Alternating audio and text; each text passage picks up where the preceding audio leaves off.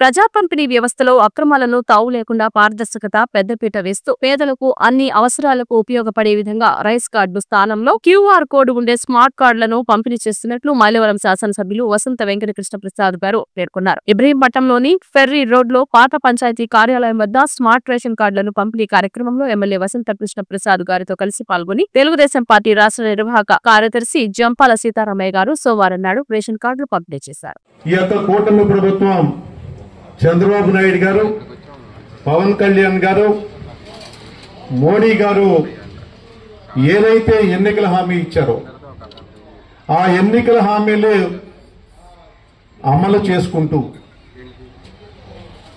Super 6 పథకాలు ఏదైతే ఆ రోజున ఎన్నికల ముందు కూటమి ప్రభుత్వం హామీ ఇచ్చిందో ఆ యొక్క సూపర్ 6 పథకాన్ని అమలు చేసుకుంటూ ఒకవైపున అభివృద్ధిని ఒకవైపున సంక్షేమాన్ని రెండు కళ్ళుగా ఈ ప్రభుత్వం కూటమి ప్రభుత్వం ముందుకెళ్తా ఉంది. ఏదైతే ఆ రోజున సూపర్ 6 పథకాలు మహిళలకు ఏదైతే ఈ యొక్క పథకాలు ఇస్తామని చెప్పి హామీ ఇచ్చారో తల్లికి వందనం. ఆ తల్లికి ఆ కుటుంబంలో ఎంతమంది పిల్లలు ఉంటే అంతమంది పిల్లలు కూడా 15,000 రూపాయలు ఆ కుటుంబ పిల్లల అకౌంట్ లో ఆ తల్లి అకౌంట్ లో జమ చేయడం జరిగింది. తల్లికి వందనం మీకు ఎంతమందికి అందుంటాయమ్మా? ఒకసారి చేతులెత్తండి. మీరు ఎంతమంది పిల్లలు ఉంటే అంతమందికి వచ్చినాయిగా. అదేవిధంగా 3 గ్యాస్ సిలిండర్లు మహిళలకు సంబంధించిన యొక్క పథకాలు 3 గ్యాస్ సిలిండర్లు కూడా మీరు ఎవరెవరికి అందినాయమ్మా? ఒక సిలిండర్ 2 సిలిండర్లు పడ్డాయి. ఒకటి కొంతమందికి 2 పడ్డాయి. ఇంకోటి కూడా పడుతుంది. అదేవిధంగా స్త్రీ శక్తి పథకం రాష్ట్రంలో స్త్రీ శక్తి పథకం ద్వారా దగ్గర 1,20,00,000 మంది ఈ యొక్క మహిళలకు ఫ్రీ బస్సుని ఉపయోగించుకోవడం జరిగింది. మీరు కూడా ఫ్రీ బస్ ఎక్కారమ్మా? ఎక్కారా? ఎంతమంది ఎక్కుంటారు చెప్పండి. మీరు ఎక్కడికైనా రాష్ట్రంలో ఎక్కడికైనా ఏ బస్సులు అయితే మీకు ఫ్రీ బస్సులు కేటాయించారో ఆ బస్సుల ద్వారా ప్రయాణం చేయడానికి ఈ కూటమి ప్రభుత్వం మీకు ఇచ్చిన పథకాల్లో స్త్రీ శక్తి పథకం, మహిళల గ్యాస్ పథకం, తల్లికి వందనం, ఈ విధంగా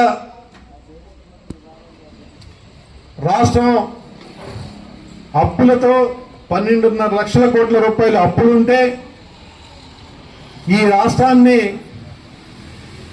ఈ యొక్క వ్యవస్థలన్నింటినీ గాడిలో పెట్టుకుంటూ ఏవైతే ఈ 12.5 లక్షల కోట్ల రూపాయలు అప్పులు తీర్చుకుంటూ ఒకవైపున అభివృద్ధి ఒకవైపున సంక్షేమాన్ని కూడా రెండు కళ్ళలాగా ఈ ప్రభుత్వం ముందుకు తీసుకెళ్తా ఉంది.